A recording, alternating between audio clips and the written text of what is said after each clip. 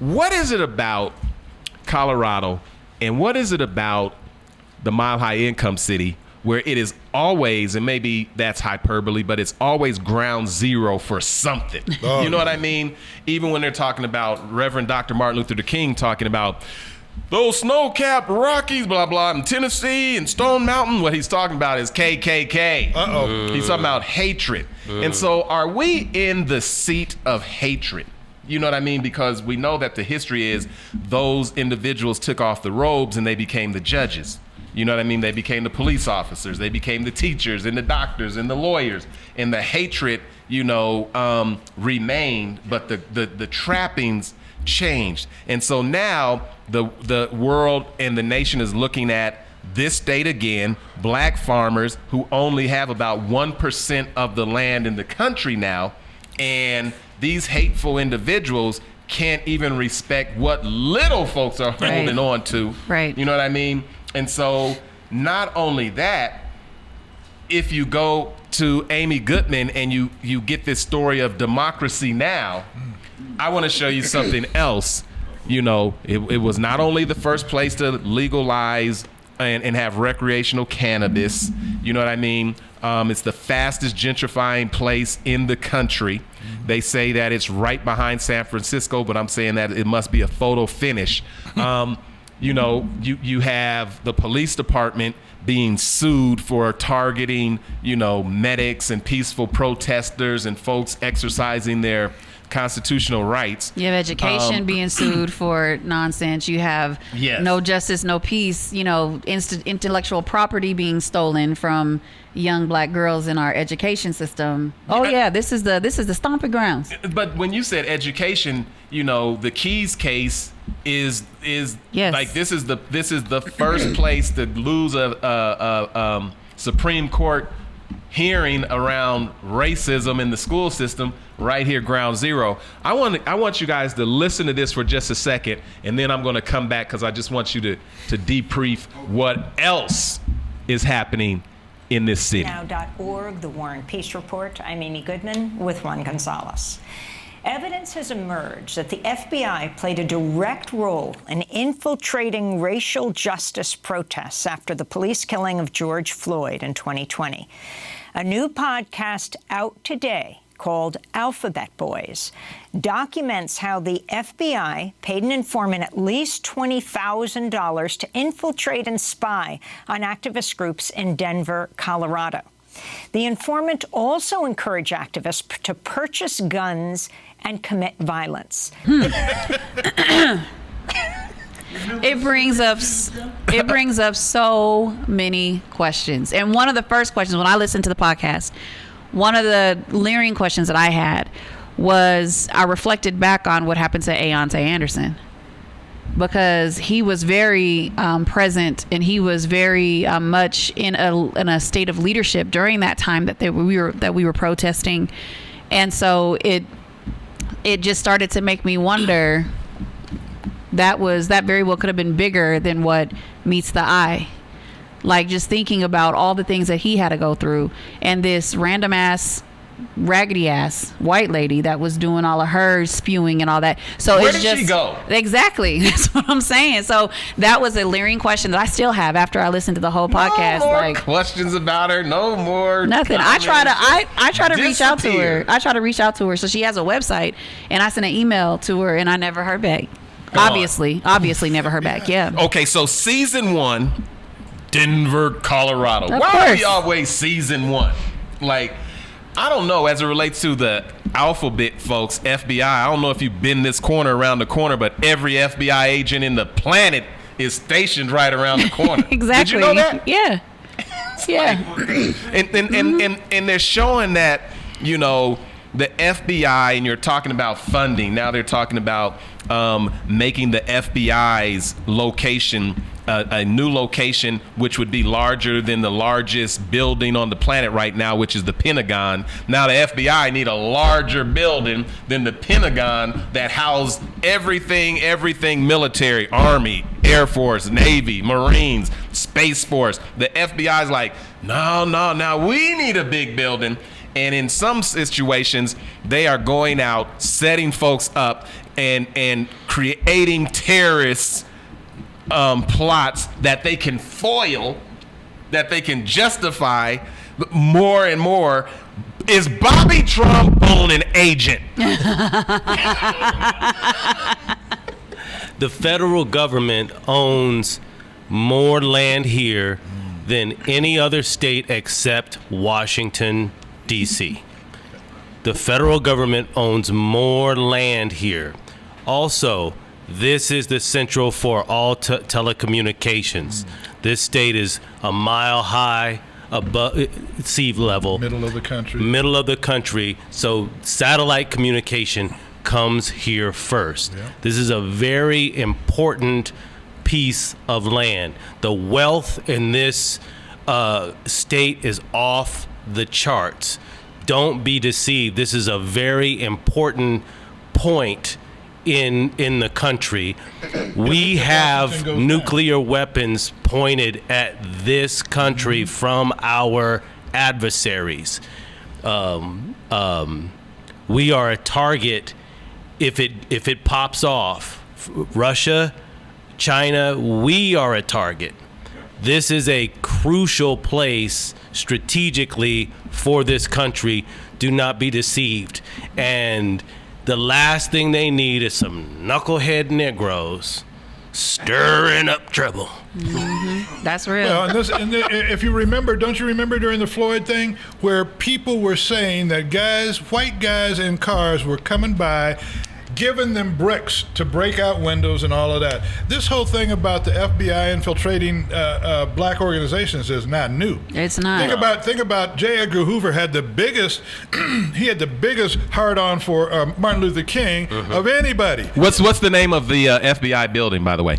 The J. Edgar Hoover building. Langley. It's in Langley. It's CIA. Oh, that's right. You're right. FBI. What is the FBI building? The J. Edgar Hoover building. He ran that.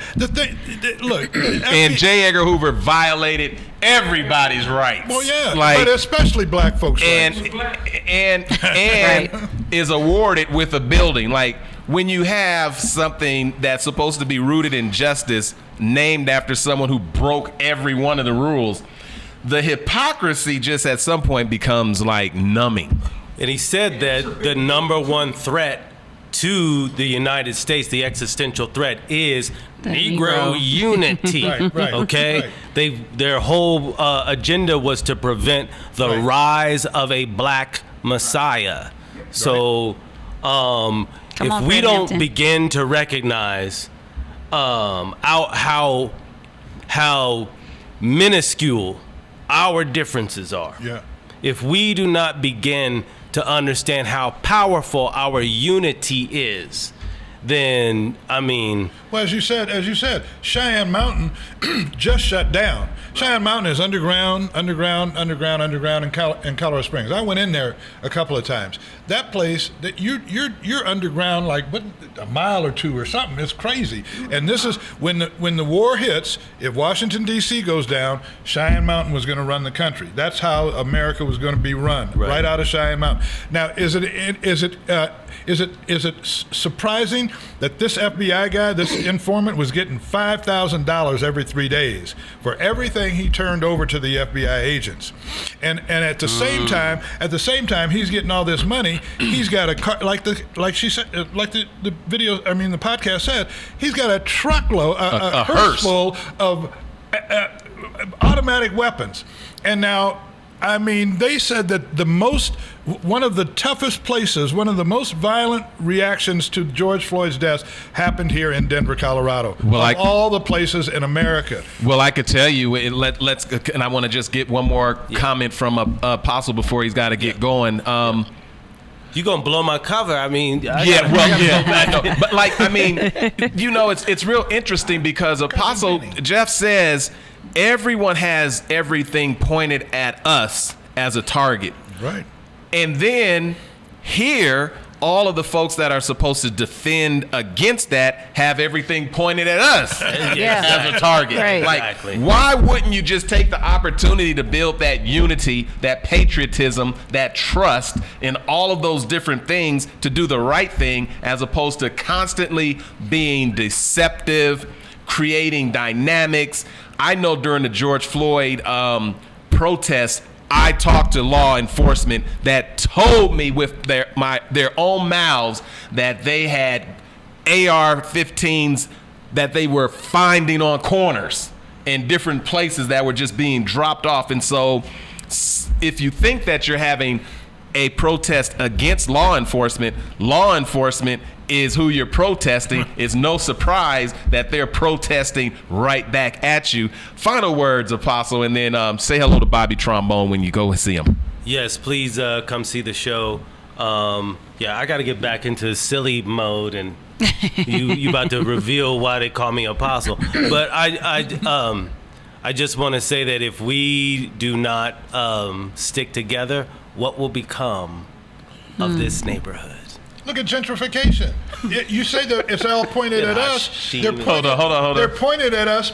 They're pointed at us because they want us out of here. Right. They want us out of here. They don't care about whether you got a place to stay or whether you can afford a house down here. They don't care. They want blacks out of Denver. It's such a shame what happened to this neighborhood. I moved here because of the diversity. Well, I love chicken. I love chicken. So. I could tell you, we told you when you have protests, if 3 are gathered, the devil's right with you. That's it. So every time you're protesting, everybody you're organizing with, we told you a long time ago, you never meet friends on the battlefield. That's true. And you organize and talking about, here's somebody with a hearse that pulls up with full of AR-15. Like, how symbolic is the hearse? I want to ask the Hashim Dim, your thoughts, and give a round of applause for Bobby Trombone. We're going tonight. We're going to be there. Yes. See you tonight. Yes, I'll be there tonight and next week. I'm going to see it twice. We will see you tonight, and Bobby Trombone and the whole cast. It's gonna be awesome, and then we'll do the review. Yeah. Well, and something that you said, I think one of the words that you said that resonated with me was the word trust. I think that I think is part of a silver bullet or a mechanism that could potentially unify in so many ways, because with trust, like, you lose trust in buckets, but you gain it back in teaspoons. Whoa. You know what I mean? Say that again. So, Whoa. did you write that? I thought it, and then I said it. You lose... Like, you lose trust in buckets, but you gain it back in teaspoons. And so if we're not willing to slow down and take our time to understand, like, what the power, like Jeff Campbell said, the power that we have in unity, that should be the momentum and the thrust that we need to ensure that we're doing what we need to do to regain trust. But trust is a big part of the issue, the division. Like, if we don't have trust, there's a lot of entry points for a lot of bullshit. Well, I could tell you that same energy wasn't directed towards those yahoos that crashed the Capitol. That's real. But with that being said, that's real. Hashim Dim, what say you, bro? Greetings. What's happening, Hashim Dim? Is this ground zero for everything? Like, what is it about this place? And we've been touching on it. And so now the first series of this podcast, in conjunction with the big timers, etc., begins here. There were national and international protests around George Floyd, but right here, special old Denver, you know what I mean, population 2% black, right? so obviously the FBI and others weren't targeting blacks per se, except black leadership, but they were also abusing their own nephews and nieces and uncles and mothers and fathers' rights. How do we make sense of any of this, Hashim? How you make sense of it is to study history. This is nothing new. If you read the report, it said the FBI used the same infiltration tactics that they've used before back during the 60s. Yep. Yes. So what do we do about it? I mean, as you said, we don't make friends on the battlefield, and we have to understand this kumbaya mentality is going to get us killed. It's going to get progress disruptive. And I'm not saying that, like, if someone is not black, they cannot be a friend, but you have to not be so open and in such a rush to be like, oh yeah, they smiled at me, so they can't be racist. And I'm like, no, most racists do smile at you. That's real. And so we just have to take our time with things and know what we know and be okay with supporting ourselves and be okay with supporting each other. By ourselves, I mean, these are ourselves, without always looking for that white validation. And sometimes that white validation that is often the Trojan horse that brings things into society. When I looked at this dude, I'm like, weirdo, right? Like, I'm just like, where the kids at? Get your kid, hide your kids, right? That type of thing. It just did not seem very comforting. He actually triggered my awareness. He's out in 2020 without a mask, with a cigar hanging out of his mouth. How is he a part of our side? Of anything that I'm fighting for, how is that imagery a part of it? And why are we so weak and easily duped into believing that that is one of us? Well, I could tell you, and when we say one of us, when you talk about white folks, I'm more hesitant about these black folks because they always send a raccoon in to partner with you. Right. And I don't know who they are, but I could tell you in Colorado and particular Denver, we know the activists who have been here, who grew up with you, went to school with you, was in the Soul Train line with you, Cabbage Patch with you, Electric Slide with you. Got in trouble with you. And all of that. But then all of a sudden, when these movements was happening, they was like, black this, black that. I'm like, who the hell are these people? I ain't seen them. I don't know them. Don't know where they're from. Some of them just parachuted in, just showed up. I guarantee you, out of 2 or 3 of them, 2 or 3 of them was the police too. And so I guarantee. And then after these movements, a lot of them disappear. They disappear. They go away. And so you got a whole bunch of folks say, "Oh, what happened to me? Who are you? Like, what church you go to? Yeah. What mosque you go to? What meeting you been in? What, like, all of a sudden you the head of an organization and don't nobody know you? And ain't the it is quintessential- weird and wonky as all get out. And isn't the quintessential question of somebody that's black in Denver, you say you from Denver, the first thing you ask them is what? Who you with? What high school you go to? Where you go? Yep. What high school you graduate from? And you go down south or anywhere, they like you show up. They like, who's your people? Yeah. Who's your people? It's the only place is like, I'm the leader, and you're like, you're the leader. Who are you? And the next thing you know, they're all in big trouble and you're big this and back that. And I guarantee if you trace their roots, you won't find any connection to this city. Zero. And I wonder also, like, just in thinking about this from another angle, were we targeted as a city because we are starting to show signs of major unification in the black community? Black mayor. Is that 3 terms? Is that Twice. Is that to say, and I hear you clearly, the power and the pressure that we are constantly under creates amazing jewels. Yeah. And so we are constantly under attack. Yes. But I can guarantee you a lot of these folks that came into leadership roles and some of them that look like you, didn't nobody know who they were and where they came from. Yeah, during the protests, I agree. But April if you Alexander. also Naming names. if you also think about like the leaders that are budding from our city as well, like Ayante Anderson, Elizabeth Epps, like, and even agree with them, not agree with them, whatever, look at the type of leadership, the bold leadership that's budding from our city. And so, and look who comes after them. Yes, folks that's you don't another know part. who they are or where they came from. Yeah. All of a sudden, like they have these adversaries that it's like, what this is, and it's all happening so quickly. But what I will say is that, like, I mean, the unjustified resilience of the black community has always been something that we have had to carry. And I think that when we start, or as we continue to show that every time we get up, every time our head comes up, we are stronger, we are more excellent, we are more poised, we are ready, we are equipped. Like, at some point that'll always be a threat. That will always be a threat. And at some point somebody's going to come and attack. So we got to start strategizing. There's something special, or what is the word? Intricate, or something very important about this city that we're in.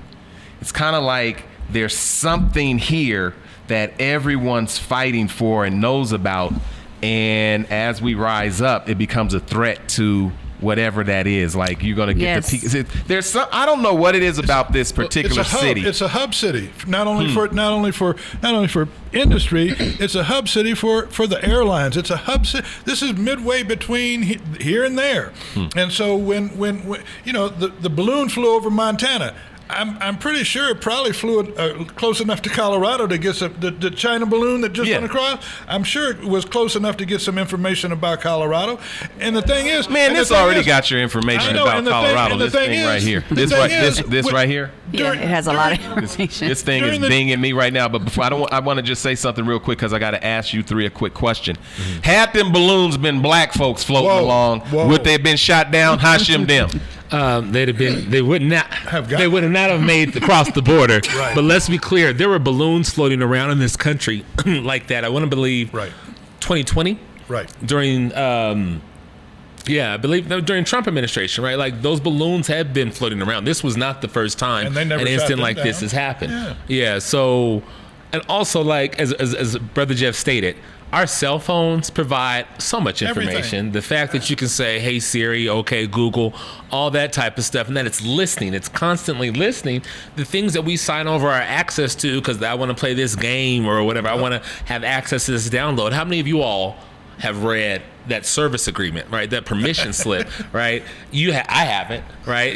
So it's just, if the government wants it, the government, I have it. But also, as Brother Jeff said, it is sometimes our very own people that we have to be the most cautious against. This is a nuanced type of thing, right? Like, I have good, close white friends who I definitely trust. And there are black and brown people out there that wish me dead, right? So it's always a mix of it. And J. Edgar Hoover was black. Like, I mean, and from the town of Mississippi that he's from, those people couldn't talk about it because it was a thing of, if you talk about it, you came up missing, right? Like, so, I mean, it's just, we sometimes, and I hate to say that we're our own worst enemies, but we are our own most potent enemies. I don't know if we're the worst ones because we weren't the ones that created that plan for us to be the enemy. Those are the worst enemies. Well, it all goes back to house niggas and field niggas. That's to what a degree. That's what it goes back to, because you had the people that were living in the house, and you had the people that were raped by the white man, and so you got mixed people up there. This goes back to the Willie Lynch thing. Create another race of people that you have as a buffer. Because if all the black folks get together and come against us, we can't win. That's what they knew. So whether Willie Lynch was true or not, it happened. And so now what you have is people that'll gladly take $5,000 every 3 weeks, whether they're black or white, to trick on their own folks. Well, let me just to not vote on menthol banning cigarettes. Like, it's just own folks. Let me ask you this, Medea, in all of your organizational wisdom, your leadership skills, it's the heat of battle. You're the leader. Hell no! No justice, no peace. What's that? Oh, that's a hearse. What's in it? Oh, it's full of AKs. I don't want no leader walking over there talking about, man, guess what I found? We gonna call you a dumbass leader. Yes, I don't understand that part. That's the weird part of the story that'll make sense. At a Black Lives Matter protest, white dude, cigar out his mouth, in a hearse full of AKs, and that's who you want to partner with. Blind. I'm gonna have to go and check who you've been organizing with. Like, is there an organizing school or something, or do you just get to do it? Those people, anybody that fell into the hearse must have been blinded by the movement, saying like, wow, we have another ally in our midst that's showing up in a hearse. I don't know how the hell you show up in a hearse full of guns, white dude with a cigar, and all of a sudden you find people that are organizing and a part of something and say, okay, let me partner with you. And so I don't get it. That's a part I can't make sense out of nonsense. Let's work this Black Lives Matter question. Black Lives 101. Black folks ain't messing with no hearse. No. But I was going to say the same thing. We ain't like, if you are a black leader and you're attracted to a white dude in a hearse, you must have been grown up well away from black folks, because the average black person ain't cutting no corners, ain't splitting no poles, ain't stepping on no cracks, not putting their purse on the ground, Right. sweep their feet. They're not gonna sweep the feet, and they damn sure ain't gonna be dealing with you in a hearse with some guns in it. A hearse. Like, How many more strikes does that man need against him? He's Man. white. But he ain't got no mask. And he got I'm a in a hearse. hearse, and I Full got of a whole guns. bunch of guns. And so And an I arm don't full know of- what. body full of tattoos. Right. I don't know what kind of charm that dude Think had. about no, them individuals who was attracted to that was either white folks or black folks that was raised with white folks or the damn police themselves, because There you go. ain't no black person gonna be like, I want to organize with the white guy with the hearse. And ain't no black person gonna approach the hearse. Like, not any that I know. Like, hey, come over here. Hell, the fuck you doing with a Man. hearse? First of all, when Who you're is in a this? circle and somebody walk up you don't know, you quit talking, Right. say holler at y'all a little later, Yeah. and get to walking. Like, ain't nobody would like, man, how you doing? What? Come and look what I got. Listen. Yeah, how does it get to the point dog. where you're Lessons- actually inside of the hearse? I don't the- understand. No, Go ahead. no. this goes back so far. Think about how did the Crips and Bloods get AK-47? We don't have no manufacturing plants where we manufacture weapons. Those people, the police and the guy that was in the basement of the White House, Ollie North, they were telling people. Train number 6456, the car, just, when it stopped down at 12th Street in Chicago, just break But in. that's why Hashem says you need to know history. Exactly. Hashem, You need to know you history. getting in the hearse, you dealing with somebody Hell no. organized and just pull up in a hearse. From a hearse. Not just no, but hell no, absolutely won't do it. But something is missing. Like, we don't do the same teachings, the same trainings that we received, and we're different generations. We're spread out through the timeline. But something has happened where, like, this younger generation is not listening. Because I can't say we don't do the training. Like, the words are out there.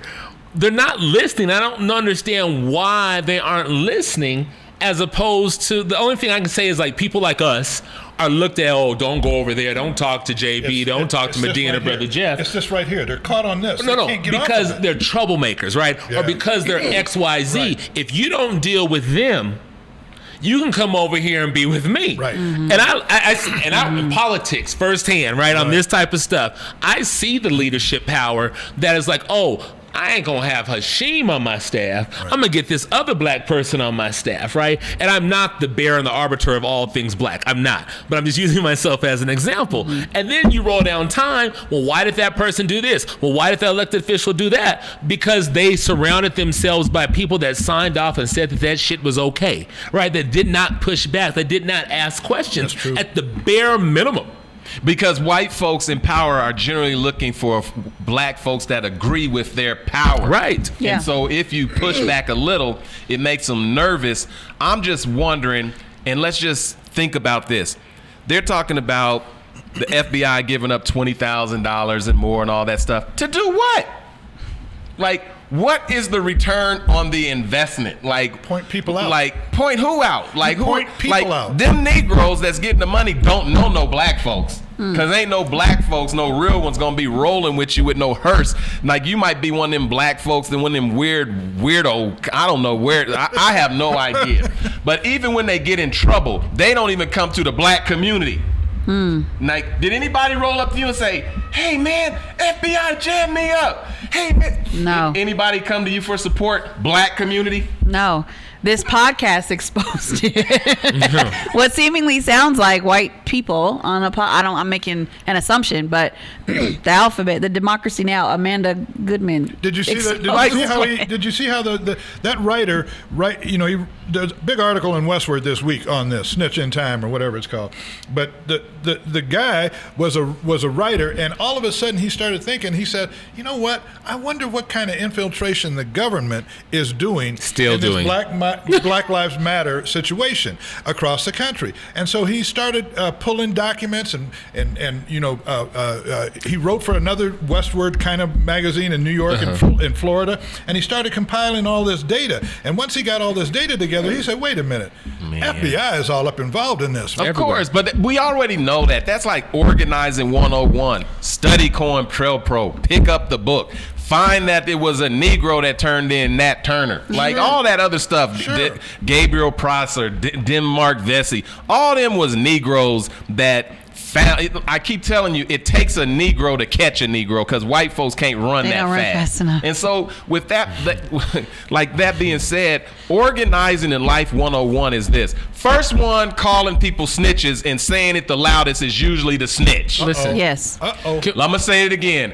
The one who calls you a snitch and says it loudest and constantly is usually the snitch. And that's a tactic that they said in the podcast. Yep. They even have a term for it. And then it's like, the paid informant was the loudest one calling folks snitches. Yes. And this is a white dude with a European flag behind him and an AK next to him. Hashim, what the hell are we looking at? What we're looking at is life in real time. As you said this, I'm thinking about, because 2020 we were in sheltered in place, and that's when some of us spent our best internet time at home, right? And I'm thinking of the times that I have been called a snitch of the police. Like, that was always weaponized, or I shouldn't say always, I don't like to use absolutes. That was often weaponized against me when I got on something hot. And I always thought that it was weird, like, if you look at the shit that I've been through, I'm the snitch, and all this, like, the struggle that I'm going through. But it was always weird. And I have to say, you have a Denver mayoral candidate that loved to always call me a snitch or a cop whenever I called something out, which I thought was very interesting, right? Like, and that always started out when I was like, how could a felon not catch the minimum 5 for having a gun, period? I always just ask that question. I don't care about what came after that, what you used the gun for and what you beat that case for. How could you have the initial gun and not get the charge from the beginning? Then I'm called a cop. Because the bottom line is the cops don't care who tells them whatever they want to hear. Right, they don't care. They don't care. And it's chump change that they're paying. Exactly. And it's probably money that they've received.